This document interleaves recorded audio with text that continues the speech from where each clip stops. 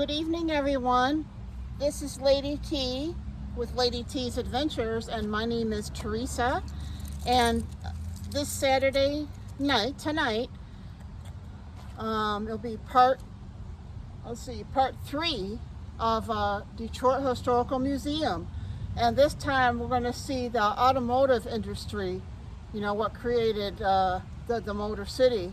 So it should be pretty exciting, and I'll probably have probably about 4 more videos after this one before I go on to the next series and stuff. So I hope you guys enjoy it. Happy Saturday night. My name's Teresa. I'll see you soon. Peace out.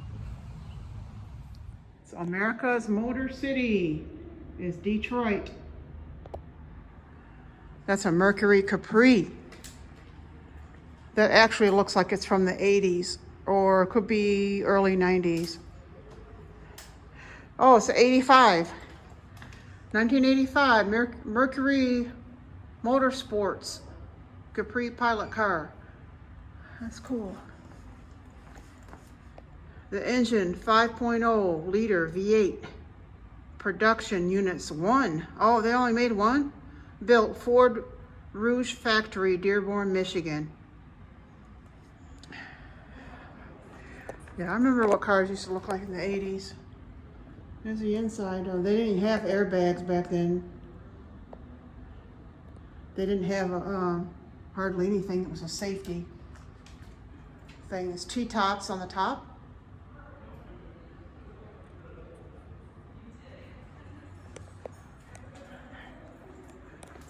It's a Grand Prix, Grand Prix 2, Grand Prix 3, and that's the outfit that they wear when they race. Fire retardant suits too. It's a helmet.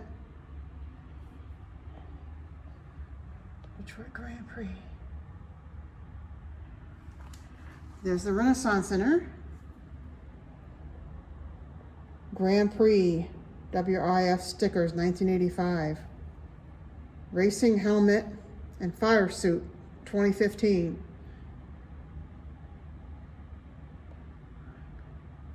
And it was Craig's. What's his name now? Craig Capodide.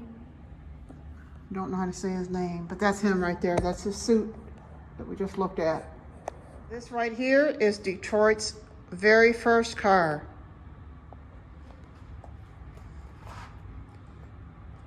March 6, 1896, Charles Brady King. Gasoline power, horseless carriage down Woodward Avenue. And Oliver Bethel drove Detroit's first automobile. Wow. Look at that. Look at the engine in it. It's only got 4 cylinders.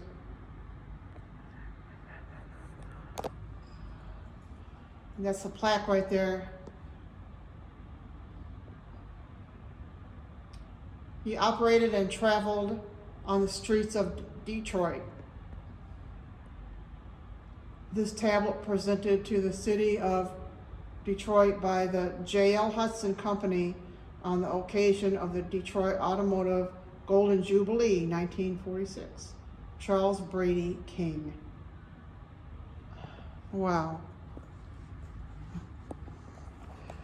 And that's the both of them riding in it, that picture. That's so amazing. Let's take a look at the front of it too. And you steer it there from the front. I've seen this on TV before, but this is the actual first car ever made.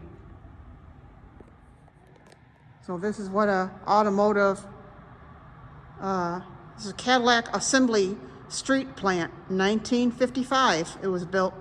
Let me show you guys here. The body drop at Cadillac's Clark Street Assembly Plant, 1987.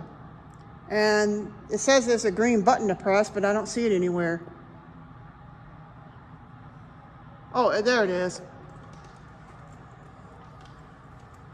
Oh, please enjoy the video. Unfortunately, the body drop is temporarily out of order. Oh, that's too bad. But yeah, that's a Cadillac. Cadillac back there too. I just want to see what this button does. If you stepped into an automobile factory in 1901, you'd see how much faster workers were moving than in today's plants, and how much less they actually got done. While they moved quickly, they only built one car at a time, swarming around the frame and adding each of the many parts individually. A typical plant employed hundreds of highly skilled, hard-working men, hand building as many as 400 or 500 cars in 1 year. These were the first mass-produced automobiles. Now, if you could fast forward to 1913 and step into Henry Ford's Highland Park plant, you'd see just how much things had changed in only 12 years. Mr. Ford had put his new assembly line idea into motion, actually moving cars past the workers so they could stay in one place and build more cars in less time. In fact, Henry Ford cut the time it took to build his Model T by more than half, from 12 hours and 30 minutes to just 5 hours and 50 minutes per car. To witness how enduring that assembly line technology proved to be, take a look at the machinery right in front of you, from Cadillac's Clark Street plant in Detroit. This is a body drop system from the mid-1980s, the same basic system that Ford developed in 1913. And more than 70 years later, it was still in use, lowering car bodies onto chassis as they moved along the assembly line. The whole process took about 60 seconds. The worker on the catwalk had to pay close attention to lower the body at just the right moment so pit workers below could seat it properly and bolt it to the chassis. It was during this same decade that a revolution in manufacturing efficiency came along to speed things up and lower costs, using new technologies like automated material handling and computerized robots to assist with welding, painting, and bolting. Today's modern assembly plants feature a precise body drop system of automated line controls and servo motors. Working at nearly twice the speed, the body is smoothly matched to a rolling chassis already mounted with the engine, transmission, suspension, and brakes. The dashboard, seats, and wheels are added last. This says becoming the Motor City. The Motor City's auto pioneers in the 1890s. Of course, Henry Ford there on the left, the tall guy with the mustache. That's Henry Ford. Dodge, the Dodge brothers. Yep, it's a bicycle they made too, 1900.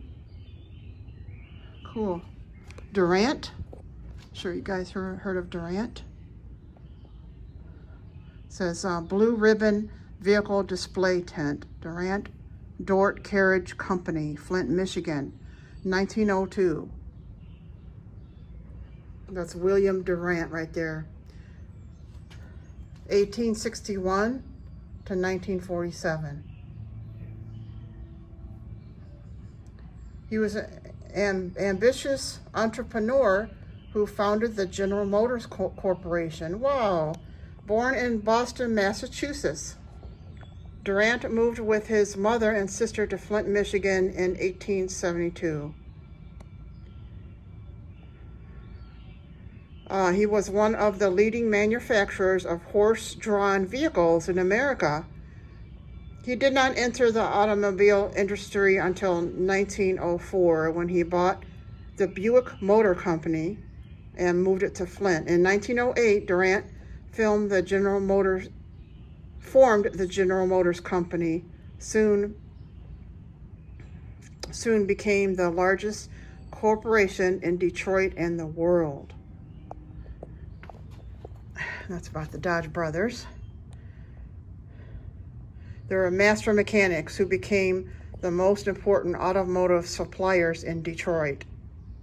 John, 1864 to 1920, and Horrence, 1868 to 1920, were born in Niles, a small town in southwest Michigan.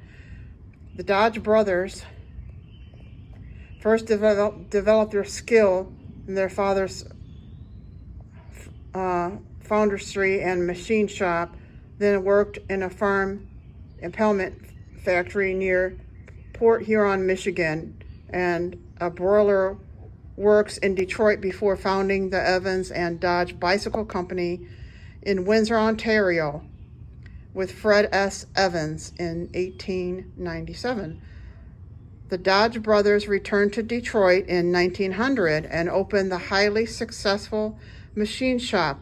1 year later, they became supply engineers to the Olds Motor Works from 1903 to 1914.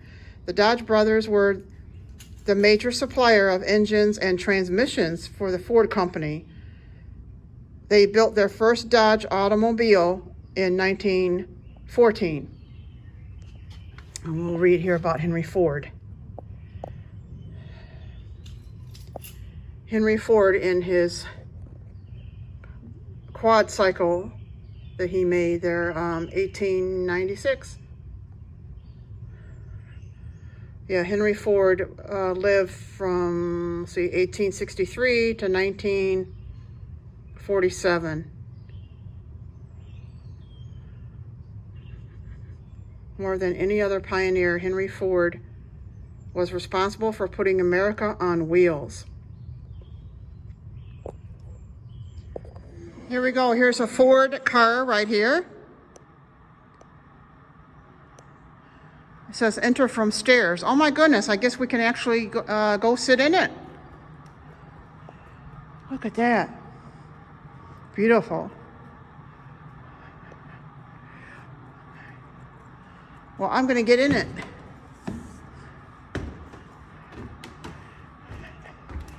Look at that. Oh my gosh. That is so cool. Let's see if I can fit behind this thing. I'm sitting behind a Ford. Yay. It says this is a Model T, and the top speed there, it says, is 30 miles per hour. The pedals on the left side shift the gears. The pedals on the right is the brake. So this is the brake, and these are the shifters right here that would shift. You used to have to shift here and stuff. That's really weird.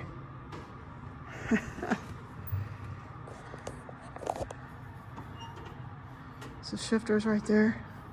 That is so neat. I love that. I just love history.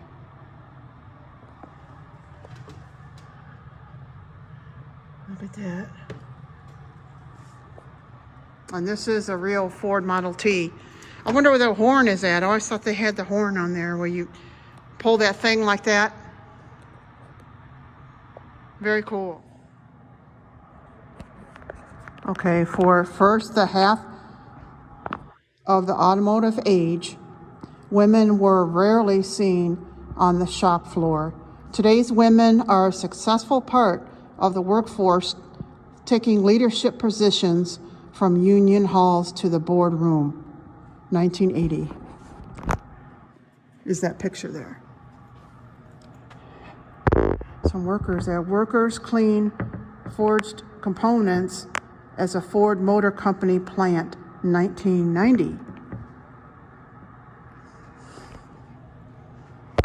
And this lady over here, women in the automobile industry shop, 1919.